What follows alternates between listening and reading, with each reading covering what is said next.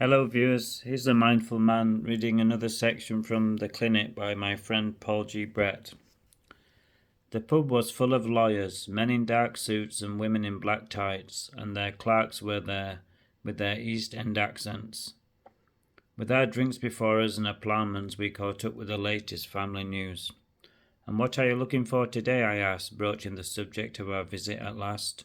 "Well, I've been giving a lot of thought to my silver collection." "I didn't know you had one," I interrupted. "I haven't, but I think it's time I did." "And what are you going to collect? Picture backs? What? They're just a thing. Very pretty, very decorative."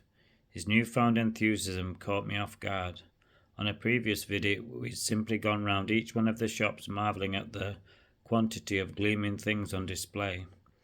Some of it not quite so gleaming, as many of the properties thought it unnecessary to polish their stock too often, and done our dreaming.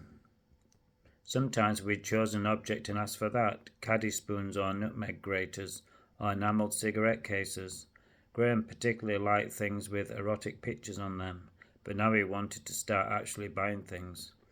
And if you're wondering how I can afford to start a silver collection, I can't. But I'm going to. They're not too expensive. "You'll have to remind me what they are," I said, colouring a little. "They're spoons." "Spoons? Yes, flatware. You know the story." "I'm not sure I do, but I can see that you're going to tell me anyway."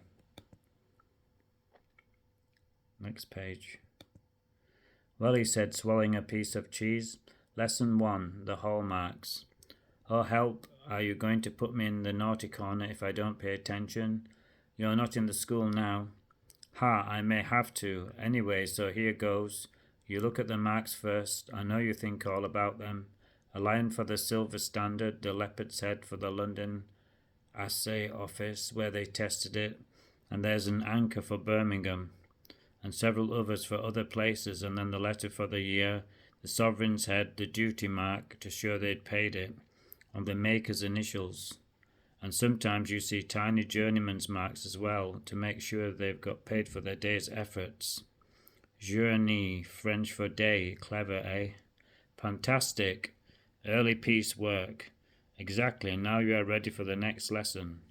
"Yes, sir." Moving our glasses and plates to one side, he got a book out of his bag and flipped through the pages. "So lesson 2. The patterns. Fascinating stuff this. Here's the Hanoverian pattern. They're quite plain. Then the Old English, slightly more figured and lots of variations. Turning over more pages, he found the fiddle pattern next. The handles are a bit like a violin. There are lots of variations of this one too. They're the ones I like best. Then there are kings and queens shapes, a bit too fancy for my taste. I think I agree with you. There are some other patterns as well, mostly old ones, but I won't bother you with those today." "Thank God for that. So what's next?" "Right, lesson 3. When people stopped bringing their own spoons with them to dinner parties, and they were provided by the family, they used to lay them on the table, hence tablespoons." I never knew that. They'd put the bowl of the spoon down like this so the back showed. It was the French custom. They'd put their initials on their crest at the end of the handles, the stems as they're called, so no one would pinch them, I dare say. "How did you learn all this?" "Ah," he said, tapping the side of his nose with his finger. "This book and a bit of experience. There's some clever stuff here. Look at the end of the stem. Hold a spoon with the bowl facing you, and if the end turns up towards you, it's before about 1760, 1770. If it turns down away from you, it's later. It was when they began laying them bowl up on the table that they turned the end of the stem down. That's when they put the engravings on the front." "You've got me confused. Say that again." "So the spoons sat on the table properly and the crests were visible. Posh people's, anyway." "I see. It was a case of vanity. All is vanity, then." "No, it was just a change in fashion. We're doing it all the time." He grinned at me. "Anyway, before they did all that, the back of some of the bowls cried out for decoration."